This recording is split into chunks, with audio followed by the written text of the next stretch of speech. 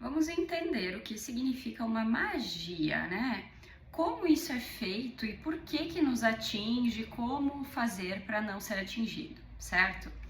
Então, uma magia, ela pode ser sim com elementos, com objetos, com animais, né, com sangue.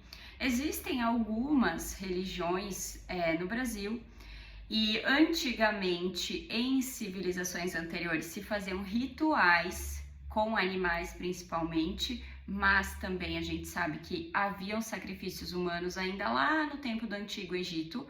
Para quê? Porque se entendia que sem essas oferendas não se teria chuva, não se teria sol, não se teria um bom ano, não se teria, enfim, N situações lá no Império, lá na época dos faraós, e consequentemente isso foi passando adiante para outras civilizações.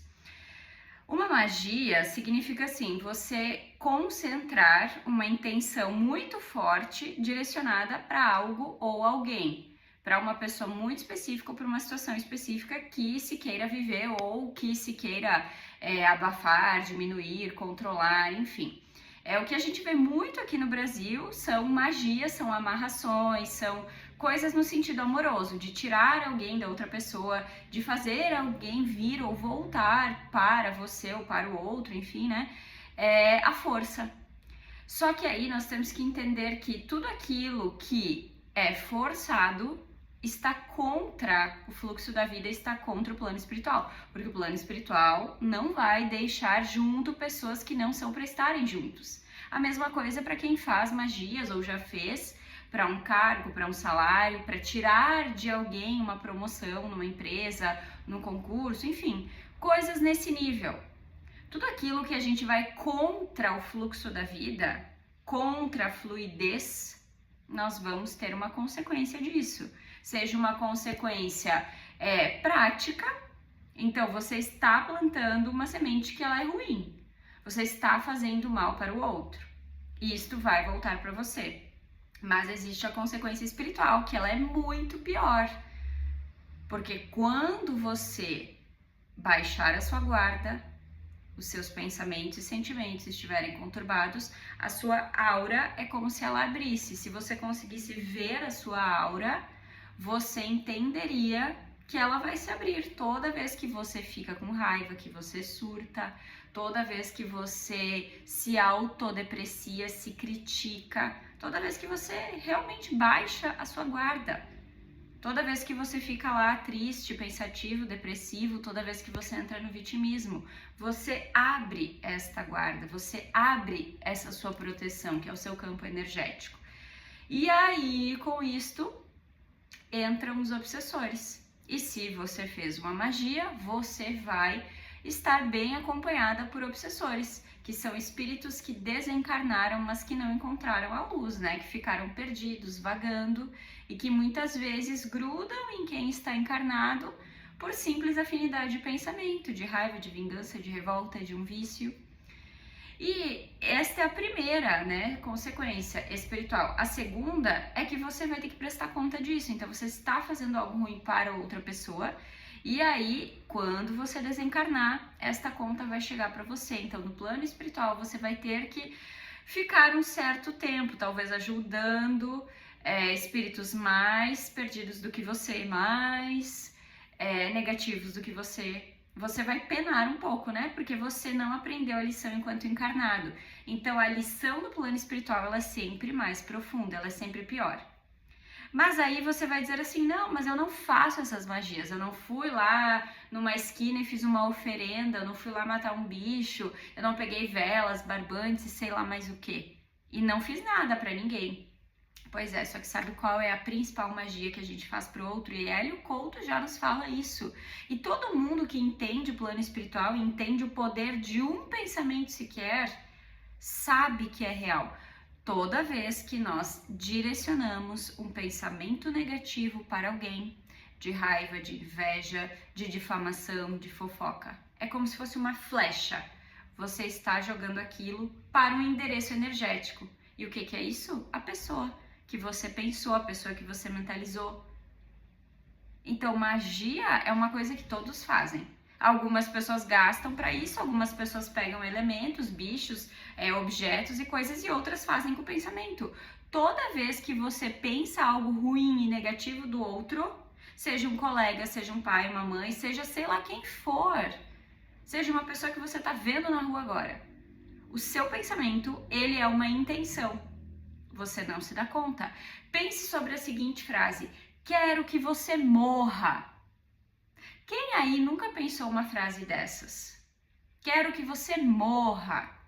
Numa discussão com um ex, com uma ex, às vezes com um pai, com uma mãe. Quem nunca pensou isso mentalmente, nem chegou a falar, né? Para um chefe e para um colega de trabalho. Todas as pessoas encarnadas aqui com certeza já pensaram isso de alguém. Isto é uma magia, isto é forte. Tão forte quanto você pegar lá o nome da pessoa e fazer alguma coisa, ou você pagar para que alguém faça. Então, magia, ela não é só você pegar as coisas e fazer fisicamente falando, mas é o seu pensamento e a sua intenção que você direciona para o outro. E da mesma forma, obviamente que os outros vão direcionar para você. E de novo, como que eu vou me proteger de uma magia que ela vem em forma de pensamento, em forma de inveja, em forma de calúnia, em forma de fofoca, em forma de maldição? Você nunca mais vai encontrar alguém como eu. Quantas pessoas falam isso depois que terminam um relacionamento? Muitas pessoas. Quantas pessoas propagam isso? Você nunca mais vai achar uma empresa como essa, quando um colaborador pede demissão. Como que a gente se protege disso, do que o outro manda pra gente? Pensamento e sentimento. Ah, mas eu vou tapar o umbigo, então não vai pegar. Ah, mas eu vou encher minha casa de cristal, de incenso, então não vai pegar.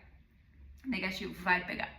Porque o pensamento e o sentimento da gente são o nosso bloqueio, o nosso escudo. Por quê? Porque aí eles são a frequência vibracional, aquilo que a gente vai emanar e, consequentemente, fecha a nossa aura.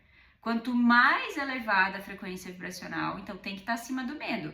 Para não pegar magia, inveja, tudo isso que eu estou falando, tem que vibrar acima do medo. Então, se você tem medo de ser traído, medo de ser passado para trás, medo de ficar sozinho, medo de morrer, medo de doença, medo disso, medo de falir, medo de não conseguir, medo, você vibra baixo. Então, é muito fácil alguém acessar você. Aí você chega no fim do dia, você tá lá drenado, cansado, irritado, você não dorme direito, você tá cheio de pensamentos negativos e você não entende de onde que isso está vindo. Claro, isso aí é influência externa. Isto é influência externa. Por quê? Porque você não está sabendo controlar seu pensamento, você não está sabendo lidar com os seus sentimentos negativos. E aí você fica à deriva, você fica aí aberto. E aí, sem contar a falta de conexão espiritual que vocês têm com os mentores de vocês. Porque a maioria acha que um mentor vai se conectar com você se você ler a Bíblia. Mas a Bíblia, para o plano espiritual, não significa nada.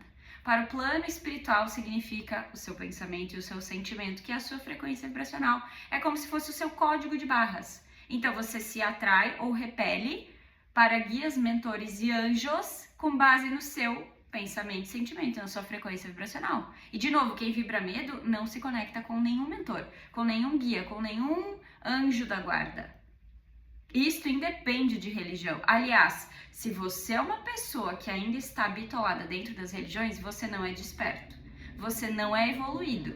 E de novo, muito fácil acessar você, porque você está preso nas limitações dessa religião. Ser espiritualizado é muito diferente de seguir uma religião. Então, magias, elas podem vir da pessoa que você dorme e acorda. Às vezes você está dormindo com o inimigo, só que você ainda não entendeu. Às vezes a pessoa que você não enxerga, ou até enxerga, mas não tem coragem de se separar, é o seu maior obsessor vivo. É a pessoa que mais fica colocando coisa ruim mentalmente, não precisa nem falar em voz alta. A pessoa não acredita em você, a pessoa desdenha das coisas que você acha importante, como por exemplo, às vezes uma terapia, como por exemplo, estudar, ler, aprender sobre espiritualidade. Quantos homens acham isso idiota, acham bobagem, dão risada? Às vezes você está dormindo com o inimigo.